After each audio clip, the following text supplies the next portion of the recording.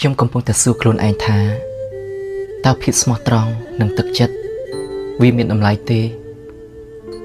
ព្រោះគ្រប់ពេលដែលខ្ញុំទទួលបានមកវិញគឺការខកចិត្ត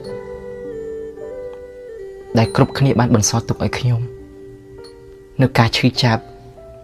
គេមិនដែលមើលឃើញពីភាពស្មោះត្រង់និងទឹកចិត្តល្អរបស់ខ្ញុំនោះឡើយ